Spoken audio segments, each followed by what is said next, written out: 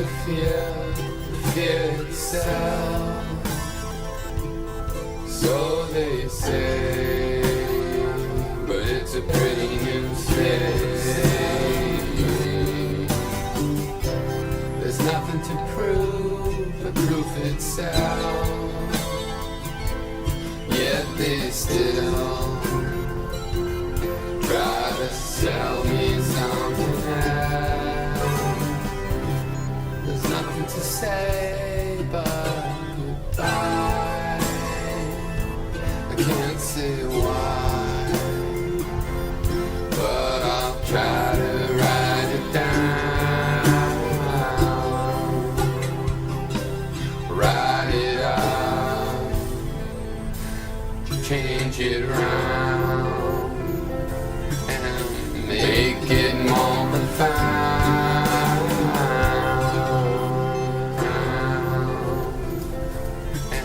and make it more.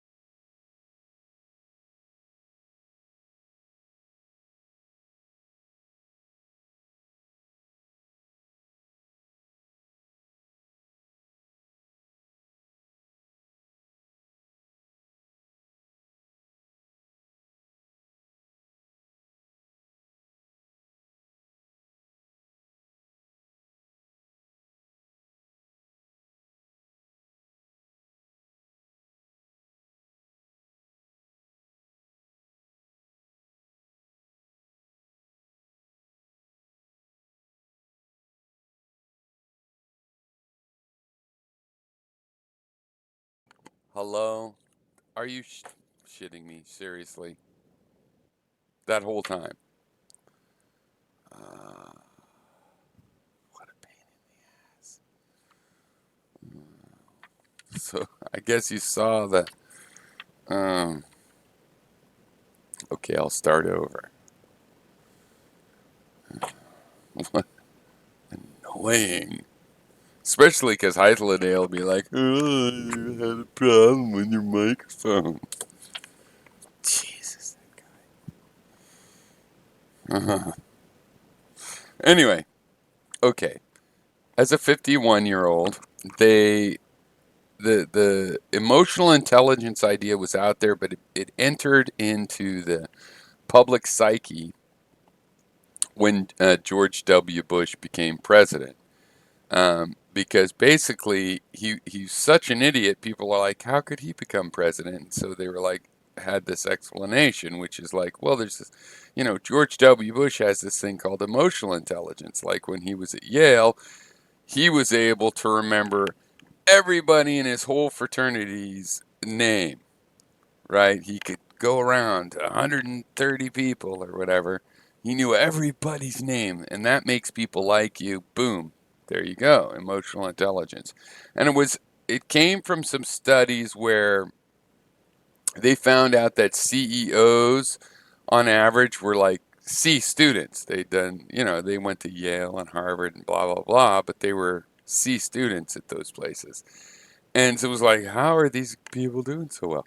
Oh, they must have emotional intelligence. And that's like this graph behind me that I was just describing when there was no audio. Look at all of these manager things. I mean, it's so like the Office TV show. Increased team performance, motivational posters. Decreased occupational stress. Improved decision making. Increased leadership ability.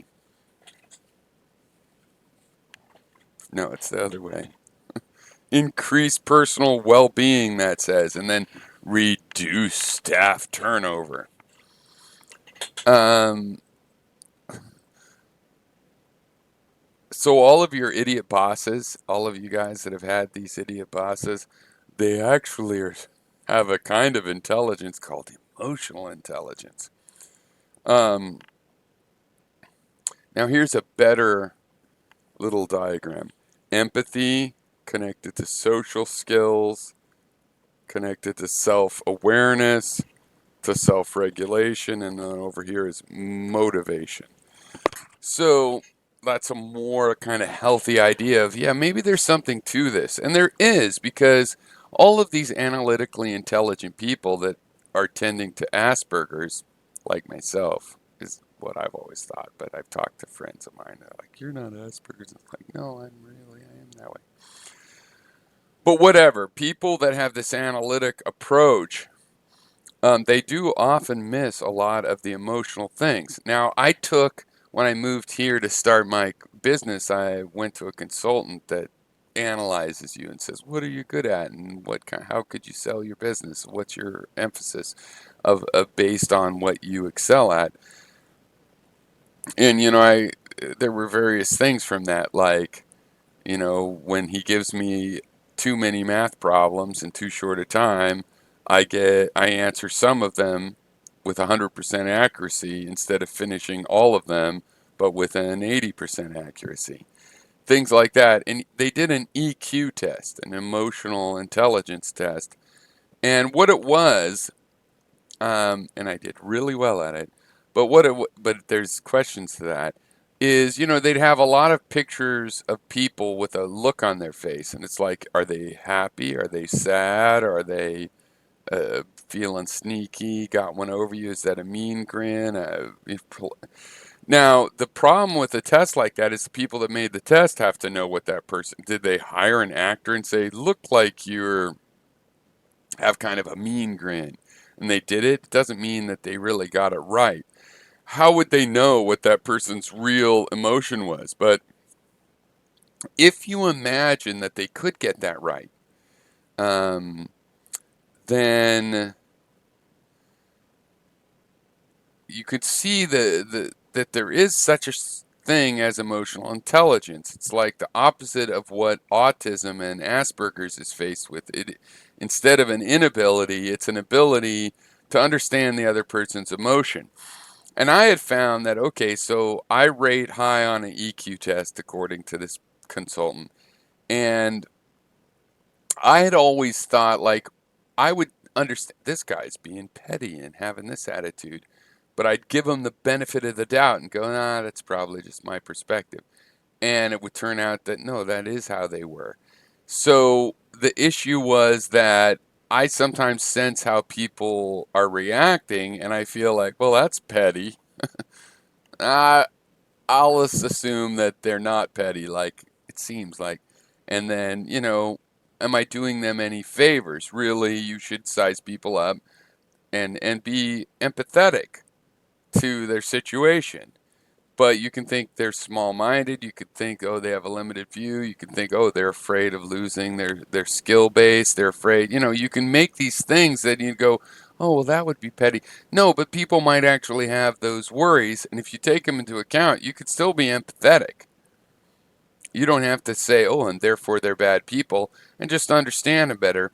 And so it turns out there is actually some sort of a thing called emotional intelligence, and we should think deeply about it. It's not just about explaining why CEOs that are sort of idiots do well. It probably is related to that, but that's also related to they come from families and people where they have the connections. But in terms of, not all the rich kids get to be CEOs, just some of them, what is the difference? there's something about maintaining connections, which is how they survive, that is an emotional thing, and yet that's also just sort of a shadow of maybe having a really actually good idea of emotional intelligence where people know how to connect. Why are some people good speakers? You can have people that are empathetic, people that are smart and stuff, but they're not good. What is the good speaker thing? I think it's this kind of a connection of an emotional intelligence, and it's not just like knowing what to say. It's also like when you're speaking in front of a particular crowd on a particular night, a particular 5 or 10 or 20,000 people, being able to read them, which is not a chance I've ever had, but I mean, I've been in front of groups of, hundreds, a couple hundred or 100, and more than 200 at least one time. Like I said, I don't know exactly, but you have to read and I'm not particularly good at it. But I can imagine becoming good at it in the sense that, it's like it's so much information. It's one of those things where if you could relax at the right moment, you could really, but you're nervous. What am I thinking? And you're not really perceiving. But you can see how, like, stand-up comics is a perfect example of where the skill seems to be, getting the feedback from the crowd and finding out what you're dealing with at that particular moment. And that is definitely an emotional intelligence kind of skill. What we have is with the film strip down here is that every film strip, you've got a picture like, hey, I've gone to France and I'm looking at the Eiffel Tower, and it's a photograph kind of experience the way I'm describing it. But there is always an emotion. There's always this emotional back feeling that's like lighting.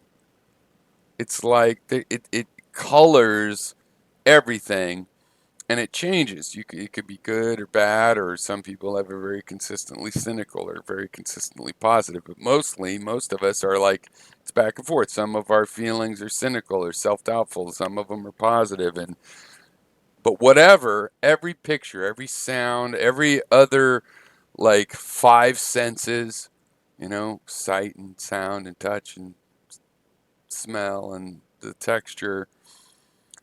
There's always an emotional voice, an emotional tone and back tone, a vibration in every single frame of the film strip, right? So being intelligent about emotions is fundamental. And it turns out that it's all feelings because there's feelings in everything. Some of the frames are like, hey, I'm figuring this out. I'm measuring something. I'm checking, right?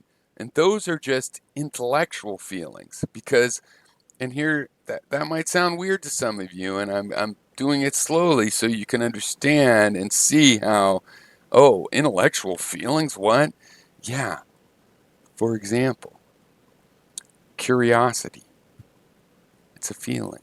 You feel curious, and it drives an intellectual and analytic behavior, right? There's a feeling I call eureka. You probably all know it, but I found it. That's a very strong feeling, right? And it can be subtle, strong. It's powerful. It's when you're thinking, I figured out the answer. And we know it's a feeling. You don't have to be right after you feel that feeling. On the other hand, as you're figuring things out, you will have that feeling. It'll be a signal to you that, oh my God, I have a new idea.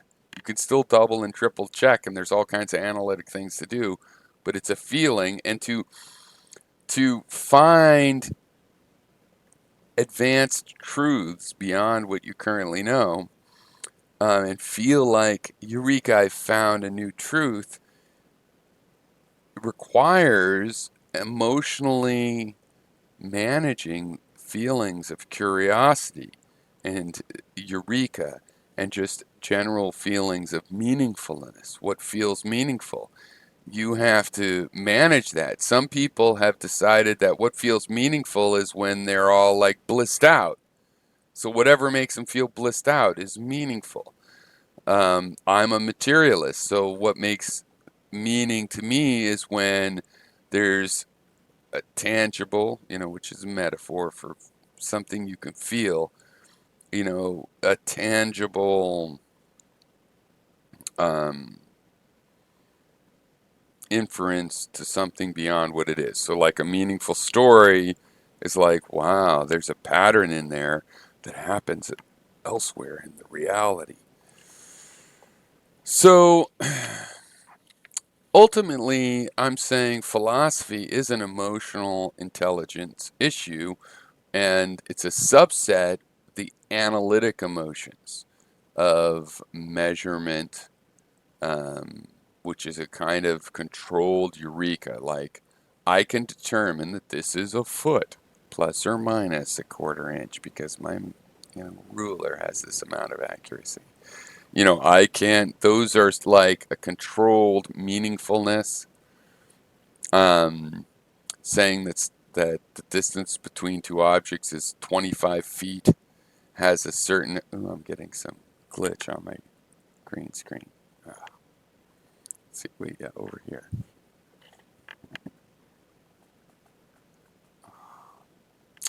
Shameful. Kazum's gonna, he's just going to give my video a bad review now. Fuck. I had such a crisp green screen. Now I've lost track. Oh. Oh yeah, emotional control. Cheers.